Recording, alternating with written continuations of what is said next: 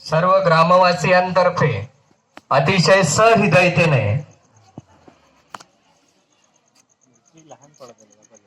ध्वजारोहणाचे पूजन होताना, आणि हे पूजन कुणा एकाचे नसून सर्व एकोपाचे आहे असं म्हणता येईल. आपण महाराष्ट्रात राहतो तर ही आपल्यासाठी अतिशय अभिमानाची बाब अशी आहे की ज्या मातृभूमीची, ज्या संस्कृतीची संपूर्ण जगस्तरावर दखल घेतली जाते, अशा महाराष्ट्रात जे राजे जन्मले, त्यांचे छावे जन्मले, त्याच महाराष्ट्राच्या मातीत आपण जन्मलो आणि त्याच महाराष्ट्राच्या मातीत हे ध्वजारोहणाचे पूजन अविश्वसनीय साजेसे वाटते.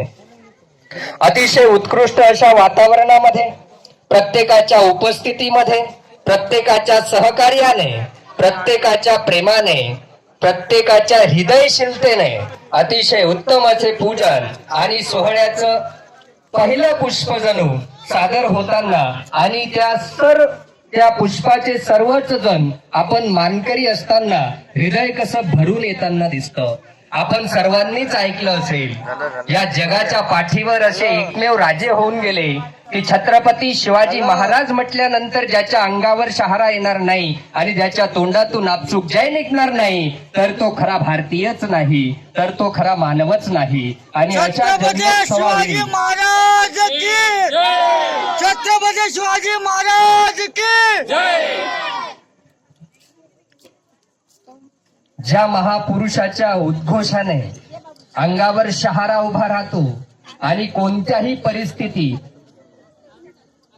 कोणत्याही ठिकाणी, कोणत्याही वेळी छत्रपती शिवाजी महाराजांच्या उद्घोषानंतर जय हा आपसूक निघतो. इतकी महान कीर्ती कमावलेले छत्रपती शिवाजी महाराज आणि यांचा आज जन्मोत्सव, यांची आज जयंती साजरी करताना जलालखेडा वार्ड क्रमांक 2 अंतर्गत राहणारे सर्व रहिवासी सोबतच प्रत्येकच शिवप्रेमी जो इथं उपस्थित राहिला त्यांचे आम्ही पुनश्च एकदा आभार मानतो. सर्व मान्यवरांनी आपल्या पूजनाची धुरा सांभाळायची आहे आणि पूजनानंतर लगेचच अतिशय सुंदर अशी सुरुवात आणि रूपरेषे अंतर्गत येणारी याच ठिकाणी छत्रपती शिवाजी महाराजांची गर्जना आपले मिथिलेश भाऊ सातपुते साकारतील.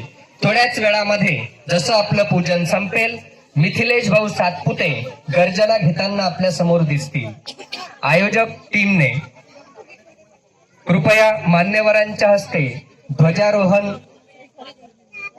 कार्यक्रम समोर नेण्यासाठी प्रयत्न करायचे आहे.